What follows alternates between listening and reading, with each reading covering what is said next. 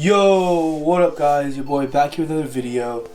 And first things first, I hope the audio sounds a little bit better on this video compared to my past few recent videos, just because I finally got the cord in to connect to my microphone to use for my recording. So hopefully the audio should sound definitely better.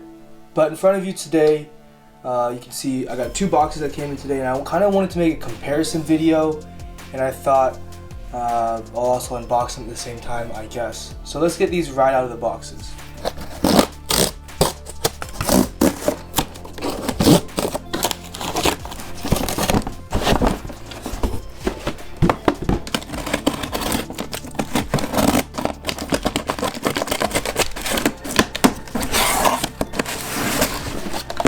Alright guys, so here are the shoes, or at least the boxes.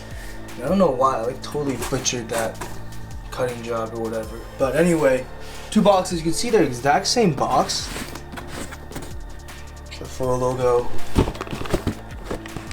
3 stripes across the top. And we'll show you both tags at once. First this one. NMD R1. You can see the little preview picture there. 9.5. I got these for a steal of a deal. To be honest, these are probably going to end up being resold as they're not my size, but these are the R1 V2s. And quick story as I get them out here. Never been huge into NMDs at all. Even when they were super hot, I never got a pair. I just never really got on the wave, and by the time it came around to maybe wanting a pair, I just thought it was too overplayed, so I didn't get a pair. But in front of you, we've got 2 pairs of NMDs, both newer colorways, and one is the R1, one is the R1 V2. And so we saw the tags already, not much differences there. R1 on your left, that's the classic NMD that you know. R1 V2 on the right. And to be honest, I didn't even know until I bought these that they came out with the V2. I just didn't follow the NMD line at all. But quick little overview for the NMDs. We've got the Iridescent pair, the R1s. And this is their new thing where they're putting colored boost on every single NMD and Ultra Boost and everything. But this is the Iridescent pair, which is super sick. I was a huge fan of just iridescent shoes in middle school a lot. But since then, not as much. This is actually a colorway I kind of dig. All white with iridescent boost. I just don't know how I feel about iridescent on boost though. That's my only thing. So, the classic NMD right there. Okay. And then the R1 V2s. This is a part of their new pack. I forgot the name of it. It's like the something colors pack. But probably in the title. But R1 V2 comes with 2 extra pairs of red and blue laces. I'm totally not sure if that's a thing with all the R1 V2s or if that's just because of this specific colorway. But first things first, when it comes to the midsole, which is where the NMD kind of gets its real look. So the back blocks are different. You can see here. In the regular R1, right, it's got the lines going through it. On the R1 V2, it's just a block, which I'm really not sure if I like that, just a block look at all. Although it does make sense with this whole piece that goes into the strap. I kind of dig the strap actually, at least on this colorway. And of course in the regular NMDs, no strap, no connected. It does have this pull tab, and this specific colorway has almost like a translucent ghosty gray piece there. I like both of these back tabs, like I can't complain about either of them.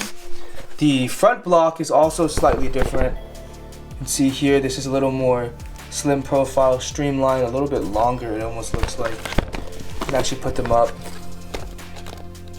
You can see that they're slightly different. This one has rounded edges. This one has more clear-cut edges. As for the actual boost, you can look at the profile. It looks pretty much, I think, exactly the same.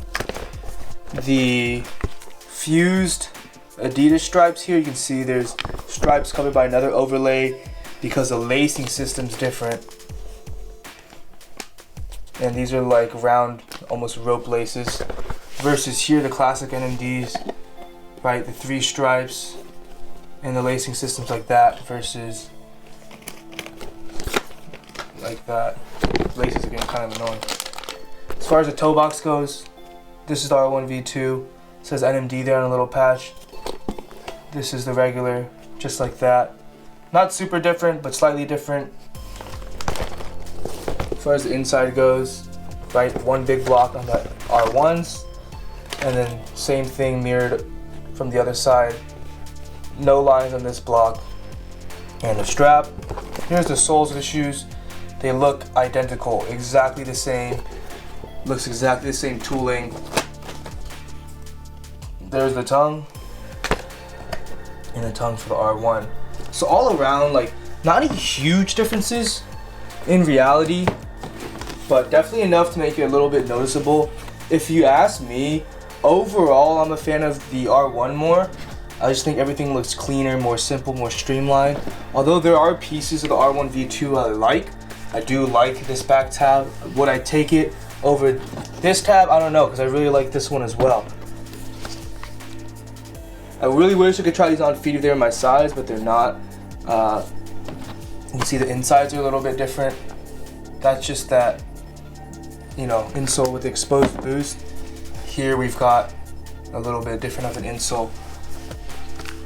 But yeah, it's the NMD. It's a pretty overplayed model by now. I know resale value on a lot of NMDs and Ultra Boost went down. It just seems like Adidas is pumping out a lot of colorways of their NMDs and their Ultra Boosts. But let me know what you guys think about these. First off, do you own a pair of either NMD R1s or R1 V2s? And if you own both, which one you like more overall?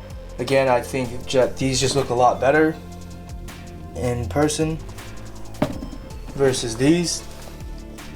But I definitely think there's enough distinction between the two that I'm fine with them calling it a V1 and a V2. Because sometimes I feel like brands, you know, when they make the next model, there's sometimes not enough difference, and at that point, you know, what's the point in the first place? But let me know what you guys think of this colorway of the R1 V2 and the iridescent colorway of the R1.